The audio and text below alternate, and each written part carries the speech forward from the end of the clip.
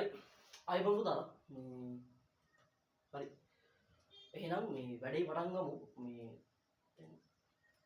ඇත්තටම මේක වෙන්නේ මෙහෙමයි දැන් මොටෝ වාහිනී පද්ධතියෙන් පටන් ගන්නේ මොටෝ වාහිනී පද්ධතියෙන් පටන් ගන්න මේ ඉදිරියට යන්නේ එතකොට මේ 2026 A level ළමයින්ට ફોකස් වෙන්න පුළුවන් 2024 ළමයින්ට දැන් 2024 ළමයි දැන් පටන් ගත්තත් උට ගොඩ යන්න පුළුවන් ඒ තුනකටම යන්න පුළුවන් මොකද වැඩ කරන අනුව වැඩ කරන විදිය අනුව තමයි ඒක තීරණය වෙන්නේ. ඒක 2026 level මේක වැදගත් වෙනවා. 2027 level වලටත් මේක ගොඩක් වැදගත්. මොකද මේ පාඩමක් වීඩියෝ සීරීස් එකකින් දෙන්න යන්නේ. පැය වීඩියෝ යන්නේ. අද අපි කරන්නේ මෞර්ය වාහිනී පද්ධතිය, මානව මෞර්ය වාහිනී පද්ධතිය. මම මෞර්ය වාහිනී පද්ධතිය දවසින් ඉවර කරන්නේ නැහැ. වීඩියෝ සීරීස් එක මම අද දවසින් ඉවර කරාට ඔයාලට වැඩෙන්නේ වීඩියෝ සීරීස් එක. එතකොට මේ වීඩියෝ සීරීස් එක එක දිගට පිළිවෙලකට වැටේ. හරි.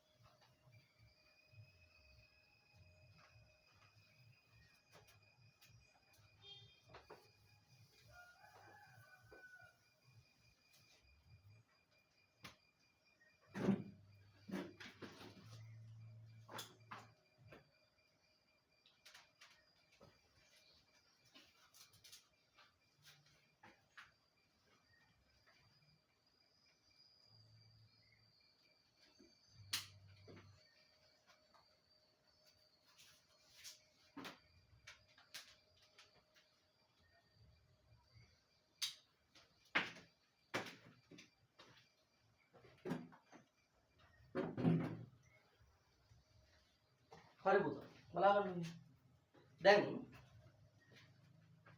අපිට කතා කරන්න තියෙන්නේ ආශ්‍රිත විධානය හා බහිස්ත්‍රාවය. තමයි මේ ආශ්‍රිත විධානය කියලා කියන්නේ මොකද්ද? මොකද්ද මේ දැන් ආශ්‍රිත විධානය කියලා කියන්නේ? කියනවා.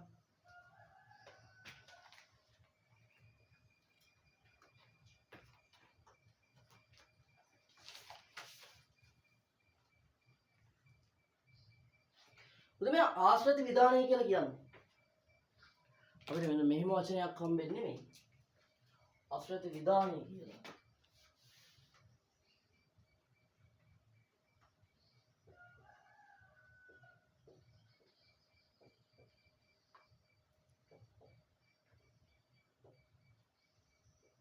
ළමයි මේ ආශ්‍රිත විධානය කියලා කියන්නේ ජීවියෙකුගේ දේහය තුල ජලය හා ජල තුල්‍යතාව කියන්නේ ද්‍රාවණ සාන්දනය තමයි අපි කියනවා ජීවියෙකුගේ දේහය තුල ජල තුල්‍යතාව හා ද්‍රාව සාන්දනය නියතව තබා ගැනීමට අපි කියනවා මොකද ආශ්‍රිත විධානය කියලා. පොයින්ට් දෙකකට අපි ඒක ලියා ගන්නවා මේ විදිහට මේක තනි ෂෝට් නෝට් එකක් වදින්නේ එතකොට පාඩමේ සිලබස් එක ඉවර වෙනවා. ඇවිල්ලා බලන්න පැයක් ඉඳලා බලන්න ඉතුරු ටික බලනවද නැද්ද කියලා ඔයාම තීරණය කරලා ඊට පස්සේ ඔයාම ඩිසයිඩ් කරලා යන්න. එතකොට දැන් මේ ඉස්සල්ලාම මම මේකේ අන්තර්ගතය කියලා ඉන්නම්. අපි අන්තර්ගතේ මේ පැත්තට දාගමු.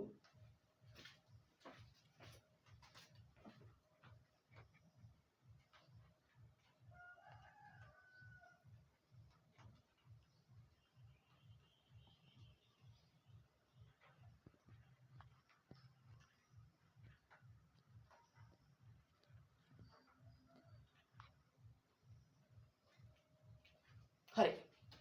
පාඩමේ අන්තර්ගතය මේ පැත්තට දාගන්න. මේ පැත්තෙන් දාගමු පාඩමේ අන්තර්ගතය. පාඩමේ අන්තර්ගතය කියලා කියන්නේ මෙහෙමයි ළමයි. දැන් ඔයාලගේ සිලබස් එකේ සිලබස් එක ගත්තාම ඔයාලට ගන්න තියෙන්නේ මෙහෙමයි. මම මේක කැටගරයිස් කරලා තියෙනවා. lesson number 5 part 5 විදියට. ඒ කියන්නේ පස්වෙනියට උගන්වන්න තියෙන පද්ධතිය තමයි මෞර්ය වාහිනී පද්ධතිය. එහෙම නැත්නම් ආශ්‍රිත විධානය හා බහිස්ත්‍රාවය කියලා කියන්නේ. ඒ හින්දා මේ දැන් අපි බලමු මේ lesson number 5 part 5 lesson number 5 part 5 වල අපිට ඉගෙන ගන්න දෙන content එක මොකක්ද කියලා. හරි. මේ පාඩමේ නම වෙන්නේ මොකක්ද? ආශ්‍රිත විධානය හා බහිස්ත්‍රාවය.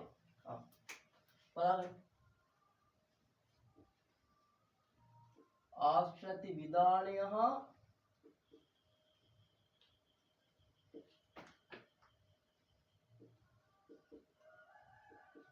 බහිස්ත්‍රාවය. මේක තමයි පාඩමේ මාතෘකාව.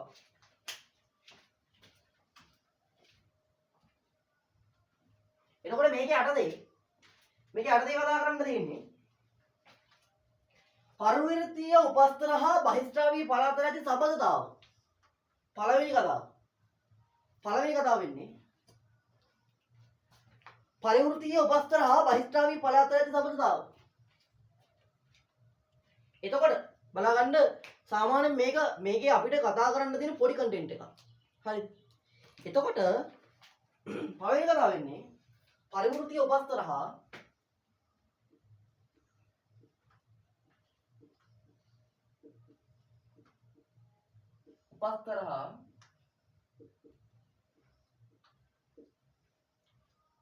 බහිස්ත්‍රාවීය පළාත ඇති සබඳතාව.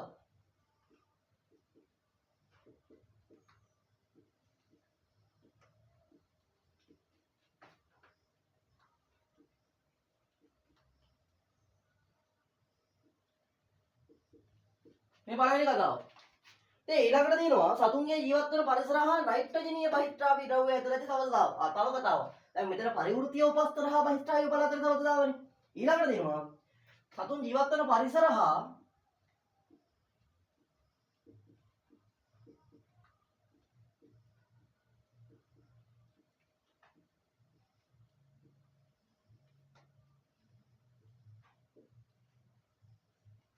බහිස්ත්‍රාවී ද්‍රව්‍ය අතර ඇති සබඳතාව.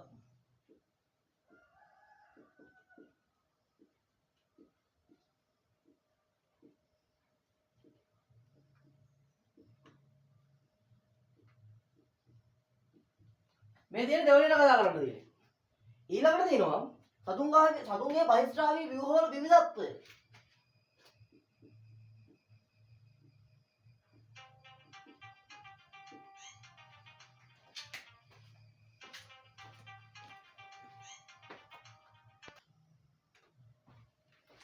හරි මේ සතුන්ගේ බහිස්ත්‍රාවී ව්‍යුහවල විවිධත්වය.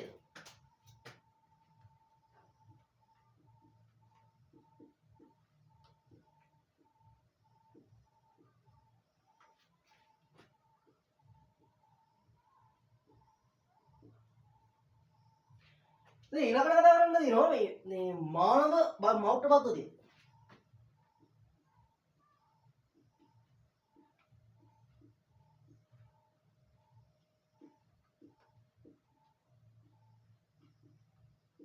ඊළඟට මුඛ්‍ය දල ව්‍යුහය කතා කරන්න තියෙනවා.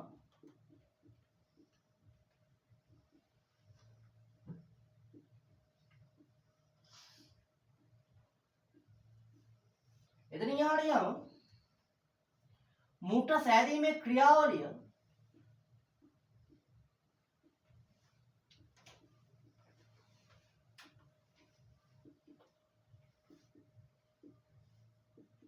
ආය මුඛ ක්‍රියාකාරීත්වය කෙරෙහි හෝමෝන වල දායකත්වය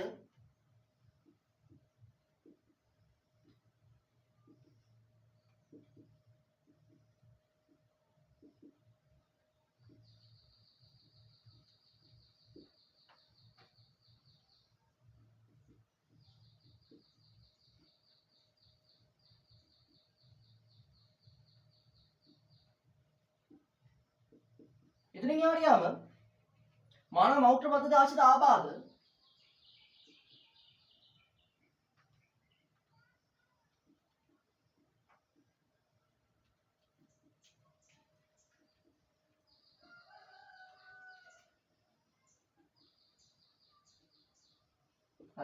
මෙන්න මේ ටික විතරයි පුතා මේ මානව මෞර්ත වාහිනී පද්ධතිය කියන යටතේ කතා කරන්න තියෙන්නේ මේ ටික ඔයා දන්නවනම් මේ කන්ටෙන්ට් එක ඔයා දන්නවනම් ඔයාගේ මෞර්ත වාහිනී පද්ධතිය සම්පූර්ණයෙන් කම්ප්ලීට්. ඔයා දැන් කරන්න ඕනේ මෞර්ය වාහිනී පද්ධතිය ආශ්‍රිත පාස් පේපර්ස් විතරයි. මේ ටික දන්නවනම් වක් කරන්න ඕන මෞර්ය වාහිනී පද්ධතිය ඇතුළේ පාස් පේපර්ස් විතරයි. කිසිම එකක් ෆලෝ කරන්න එපා. පාස් පේපර්ස් කරලා කාලය ඉතුරු නම් මොඩල් පේපර් වලට යන්න.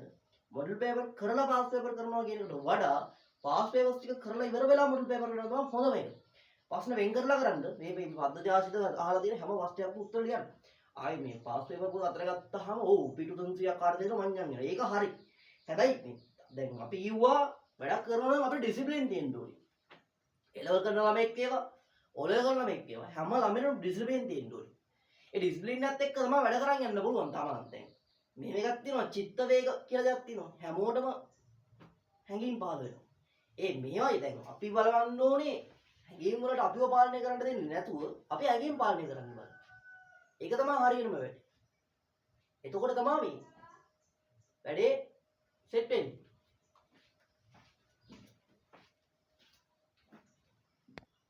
හරි මේ එහෙනම් දැන් පුතා මේ අපි යන් මේ ආශ්‍රිත විධානය හා බහිස්ත්‍රාවය කියන්නේ මොකක්ද කියලා කතා කරලා ඒ වැඩේට.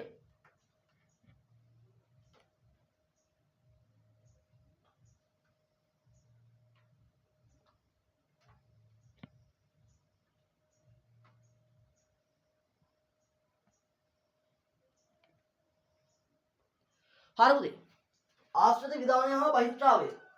මොකක්ද දැන් මේ ආශ්‍රිතය කියලා කිව්වේ? හරි. ඉතින් ආශ්‍රිතය කියලා කියන්නේ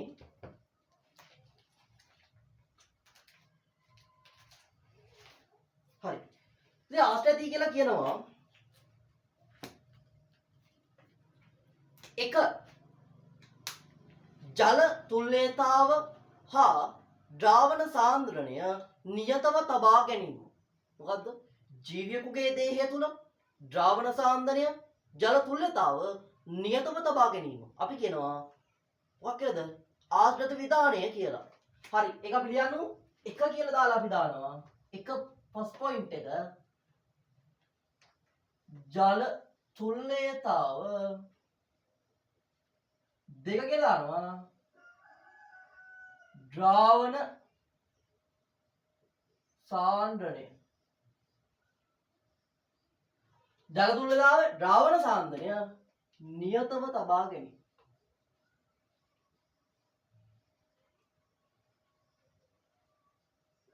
අපි ඒකට කියනවා මොකද? ආශ්‍රිත විධානය. ඊළඟට තමයි මෙහෙමයි.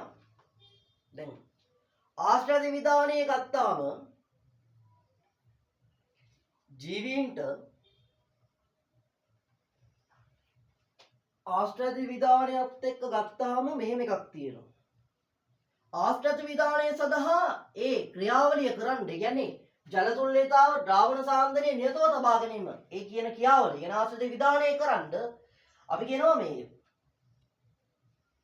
සුද්ධ ජීවීන්ට හරි සුද්ධ ජීවීන්ට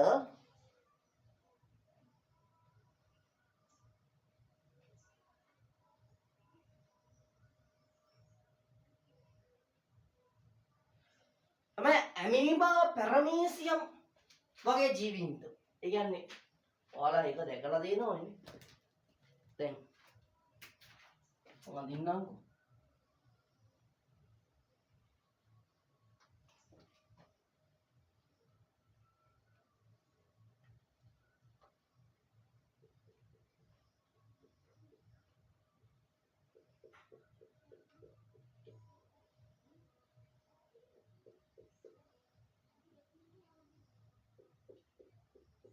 මේකට තියෙනවා විශේෂිත ව්‍යුහයක්.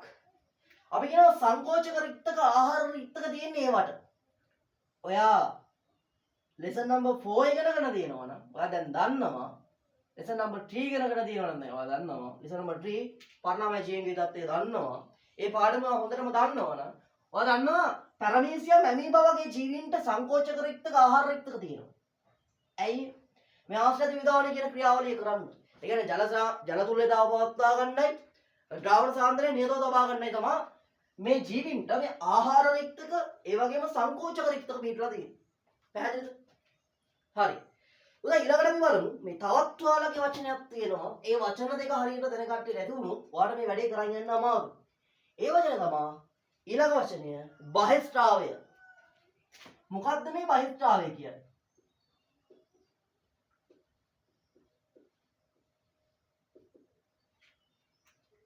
ඇත්තටම දැන් මොකද්ද මේ බහිස්ත්‍රාවය කියන්නේ?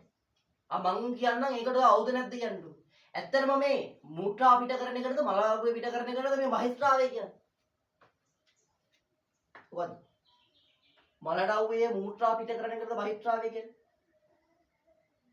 ඔව්. මූත්‍රා පිට කිරීමේ ක්‍රියාවලියට තමයි අපි බහිස්ත්‍රාවය කියන්නේ. එතකොට මේ බහිස්ත්‍රාවය කියන කතාව මෙහෙම එකක් වෙන්නේ.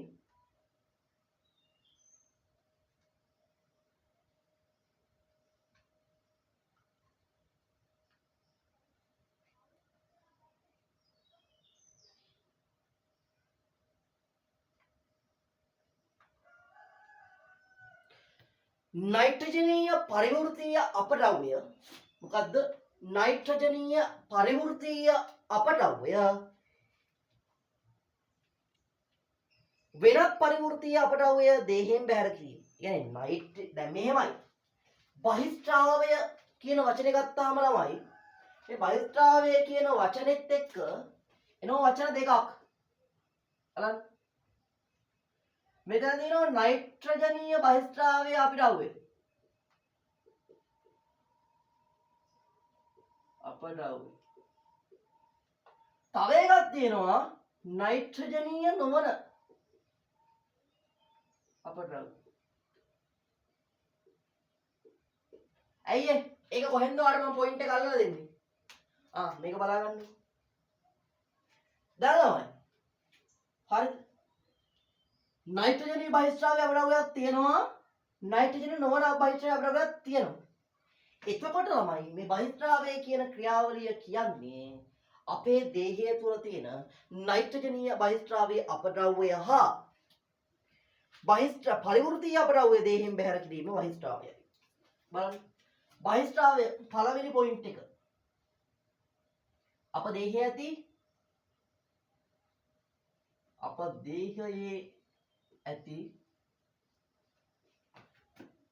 නයිට්‍රජනීය බහිස්ත්‍රාවය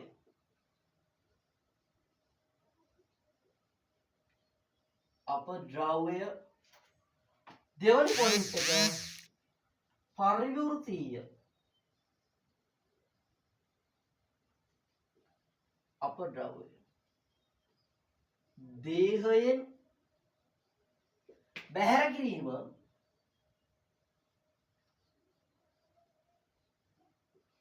තමයි මේ බහිස්ත්‍රාවය කියන්නේ. අපි ඉගෙන ගත්තා දැන්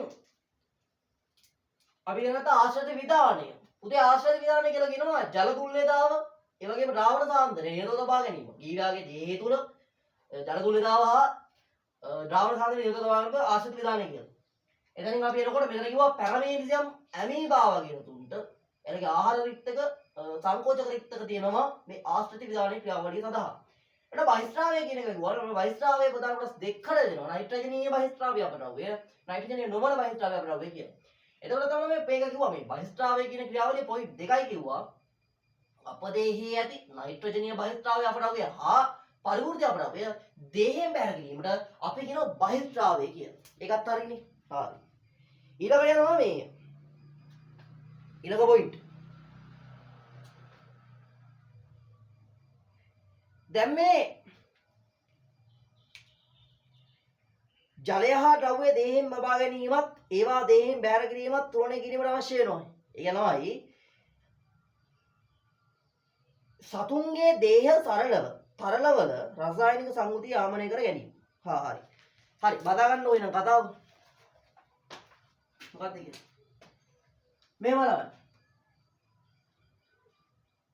සතුන්ගේ පැවැත්මට කාර්යක්ෂම ක්‍රියාකාරීත්වයක් දේහ අභ්‍යන්තර පරිසරයේ නියතව තබා ගත යුතුය. ආශ්‍රිත ඥාන බහිස්ත්‍රාවයේ අවශ්‍යතාවය වැදගත් මම කියන්නේ. සතුන්ගේ පැවැත්මටත් කාර්යක්ෂම ක්‍රියාකාරීත්වයටත් දේහ අභ්‍යන්තර පරිසර නියතව තබා ගන්න වෙනවා. ඕක ඇත්තද බං? දැන් ඕක කතා කරනවා අපි මේ ස්පෙෂල් පොයින්ට්. ශ්වසනය වල කතා කරනවා. ශ්වසන වල ඉඳන් කතා කරන්නේ මේක කියලා දෙනවා. විශේෂයෙන්ම ජලය හා විවිධ ද්‍රවයන්ගේ සාපේක්ෂ සාන්ද්‍රණ හිතකර සීමා තුළ පවත්වා ගත යුතුයි. මේ නිසා සතුන්ගේ දේහ තරලවල රසායනික සංයුතිය ආමනය කර ගැනීමට ජලය හා ද්‍රව දේහවලට ද්‍රව්‍ය දේහයට ලබා ගැනීමත් ඒවා දේහයෙන් බැහැර කිරීමත් තුලණය කිරීමට අවශ්‍ය වෙනවා. ළමයි දේහයට ලබා ගැනීම දේහයෙන් පිට කිරීම තුලණය කරේ නැත්නම් එක දේහේ වැඩි වුණත් අපිට ලෙඩ හැදෙනවා. දේහෙන් අඩු වුණත් අපිට ලෙඩ හැදෙනවා. දැන් මේ කතාව මම කියලා දෙන්නම් ඔයාලට මෙන්න මේ පොයින්ට් එකේ. බලා ගන්න ඕනේ. එහෙනම් අපි බලමු එහෙනම් වැඩි බලා ගන්න.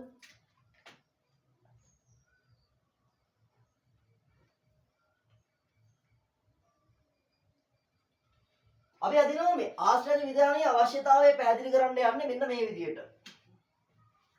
බලා ගන්න. පටක සෛල ටිකක් ඇදගමු. මේ තියෙන්නේ පටක සෛල කියන්නේ.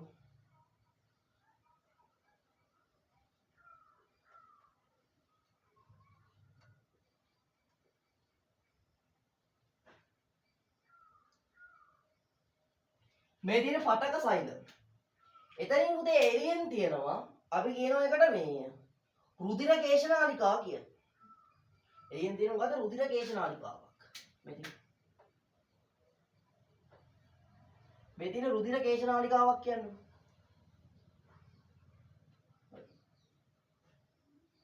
මේ තියෙන රුධිර කේශනාලිකාවක්. එතකොට පුතා මේ තියෙන පටක තරලය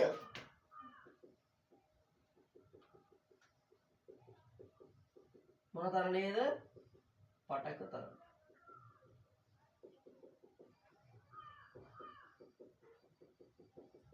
ආලි මේ ආශ්‍රය විධානයේ අවශ්‍යතාව කියලා දෙන්න හදන්නේ ඒන්ද වැඩි හරියට බලා ගන්න.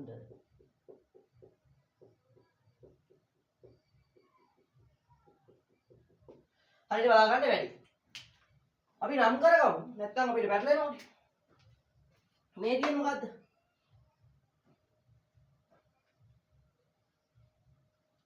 පටක තරලය.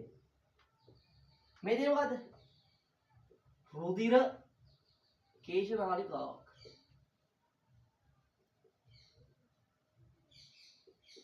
හරි. තමයි මේ තියෙන පටක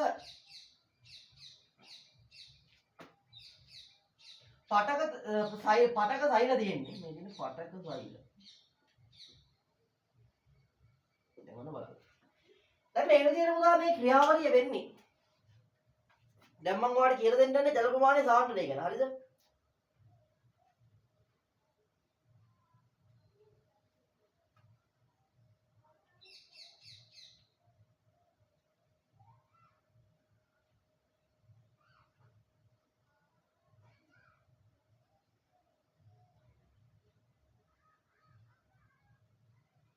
ඔන්න බලන්න. උදේ මේ තියෙන්නේ මොකද්ද? පටක සෛල. හරිද? මේ තියෙන මොනවද? පටක සෛල. මේ තියෙන පටක තරලය. මේ තියෙන රුධිර කේශනාලිකා. උදා මේ රුධිර කේශනාලිකාවල ජල ප්‍රමාණය අඩු වෙනවා. එකපාරට කියලා හිතන්නකො. රුධිර කේශනාලිකාවල ජල ප්‍රමාණය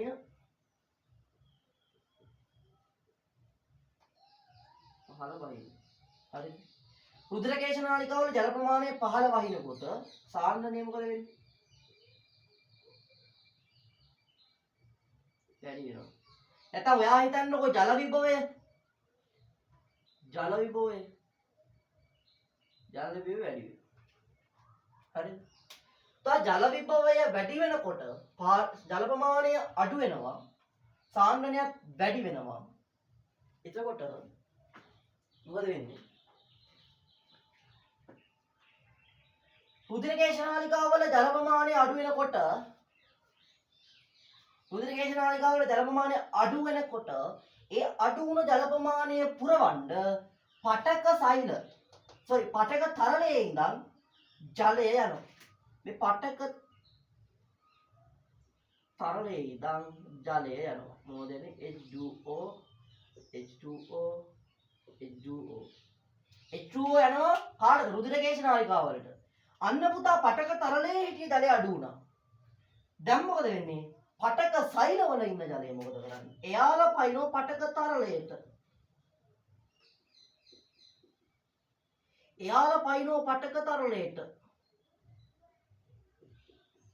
දැන් මොකද වෙන්නේ? පුතා පටක සෛලවල පටක සෛලවල ඉන්න ජලය අඩු වෙලා මේ රුධිරකේශ නාලිකාවල ඉන්න ජල ප්‍රමාණය අඩු වෙනවා, සාන්ද්‍රණය වැඩි වෙනවා. අඩු වෙන්න පටක තරලයෙන් මොකද කරන්නේ? ජලය දෙනවා කාටද? රුධිරකේශ නාලිකාවලට. දැන් පුතා රුධිරකේශ නාලිකාවල දැන් පටක තරලයේ ඉන්න ජලය අඩුයි. ඒ හින්දා පටක සෛල විසින් එයාලගේ ජලය දෙනවා. අන්න මොකද වෙන්නේ? සෛල මැරෙනවා. පුතා සෛල මැරෙනවා සරල මිය යනවා. සෛල මිය යනකොට ඒ දේහයට අහිත කරයි. දෙහි ලෙඩ ඇති වෙන්න බලනවා. දැන් ඔයා හිතන්නකො මේකේ විලෝමය වුණා. මේකේ අනිත් පැත්ත වුණා කියලා. එතකොට මොකද වෙන්නේ? එතකොට දැන් රුධිරකේශ නාලිකාවල ජල ප්‍රමාණය වැඩි වෙනවා. හරිද? රුධිරකේශ නාලිකාවල ජල ප්‍රමාණය වැඩිම වෙනවා. උග්‍ර ලෙස වැඩි වෙනවා කියන දන්න. වැඩි වෙනකොට ඒකේ වැඩි පටක තරලයේ ජලය අඩුයි. ඊටමත් අඩුයි කියන්නේ. දැන් මොකද වෙන්නේ? අරගෙන් පයින්නවා කොහාටද? පටක තරලයේ ජලය පයින්නවා. පටක තරලයේ වැඩි වෙලා පටක සෛල වලට ජලය ඇතුළට යනවා. අර කිය වැඩි වෙන විදිහට. පටක සෛල වලට ජලය වැඩි වෙලා සෛල මොකද වෙන්නේ? පිපිරීමට ලක් වෙනවා. සෛලවල ඉව දරා ගන්න බැරි තත්ත්වයකටපත් වෙලා ඒක පුපුරා යනවා. එතන දේහයට ලෙඩ ඇති වෙනවා, දේහයට හානිය ඇති වෙනවා. උදා එතකොට අපි පැහැදිලි අපිට හොඳටම පැහැදිලි. මොකද්ද? අපේ දේහයට ජලය වැඩි වුණත් බෑ, අපේ දේහයට ජල අඩු වුණත් බෑ. දැන් මම දැකලා දිනවා අවුරුදු උත්සවවල. අවුරුදු උත්සවවල මම මේ ජලය බොන තරග තියෙනවා. හරිද? චූෝ බොන තරග තියෙනවා. ඉතින් අපි මොකද ගහලා දානවා ආයේ මොනවද නියමද? ඒ අවුරුදු උත්සවයේ සංවිධානය කරේ කාරණේ නැහැ මේ කතාව. ඔබ අයගරුපෙකින් නම් දන්නව නැත්තම් දන්නේ නැහැ.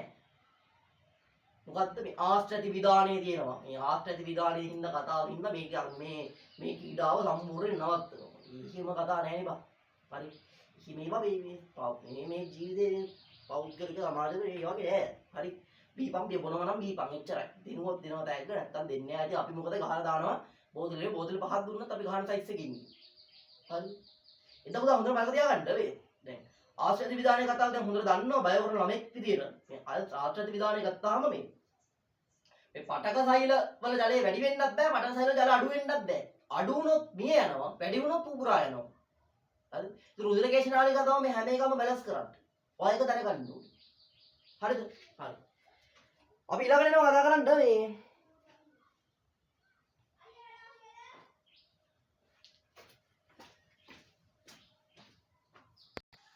හරි. යා මෙතනට මේ එහෙනම් ජලය වැඩි වෙන්නත් බෑ, ජලය අඩු වෙන්නත් බෑ කියන එක පැහැදිලිනේ. හරි. එහෙනම් ගත්තා. දැන් අපි ඊළඟට යනවා මේ සම්පත් පොතට මේ ඒ සම්පත් පොතේ ඒ තියෙන ටික ඉවර කරලා ඉන්න. මේක කතාව ගොඩක් ටික ඉවර කරලා ඉන්න. ඔන්න තියෙනවා මේ මුලින්ම වඩා ගන්න. ජීවිකුගේ දේහය තුල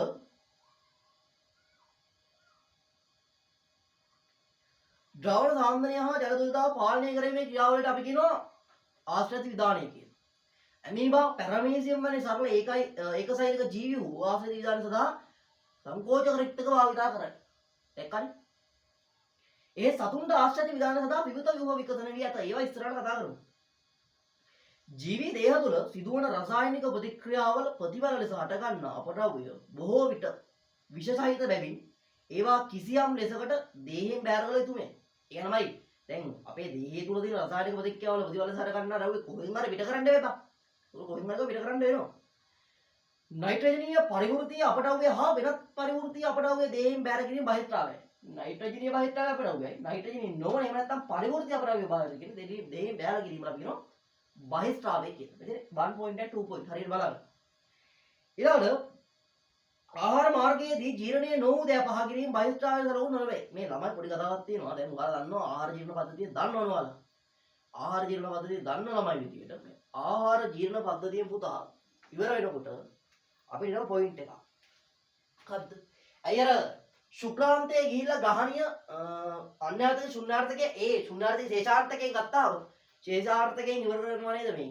දැන් මහාන්තයට දානවා නේද ඇවිල්ලා අපරව්. ඒ මොනවද? ඒ තමයි පුතා මේ ආහාර මාර්ගයෙන් ජීර්ණය නොවූ දෑ. ජීර්ණය නොවූ දෑ පහ කිරීම බහිස්ත්‍රාවය කියලා කියන්නේ නැහැ. ඒ මල ද්‍රව්‍ය පහ කිරීම. ඒතර ආහාර මාර්ගයේ ජීර්ණය නොවුදයන් පහ කිරීමේ බහිස්ථාවය සලකනු නොලබයි. ළමයි මේ කියන්නේ ඔයාලා මලඩවුවේ පිට කරන්නේ. ඒ කියන්නේ දැන් ජීර්ණය නොවුදයනේ බං අවසානට ගුද මාර්ගයෙන් එළියට යන්නේ. නේ? එතකොට ඒ මොනවද? ඒ තමයි මලඩවුවේ. මල පහ කිරීම. මල පහ කිරීම කියන්නේ මොකද? මල කියන්නේ ජීර්ණය නොවු අපඩවුවේ. හරි? පහ කරනවා කියන්නේ මොකද්ද? ඉවත් කරනවා කියන එකනේ. එතකොට අර ජීර්ණය නොවු අපඩවුවේ දේහෙන් පිට කරනවා. ඒකට ළමයි අපි කියන්නේ මෙතන බහිස්ත්‍රාවය කියලා.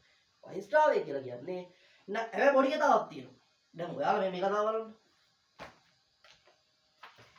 මේක මේ ඔයාලට උගන්වන්නත් නැද්ද කියලා දන්නේ නැහැ. ඒත් පොඩි පොයින්ට් එකක් විතර බලා ගන්න ඉතින් මට ඉරවනේ. අපි දෙකේ දෙයක් අපි දැනගන්න දේවල් අපිට බාහිර විදිහට වටිනවා.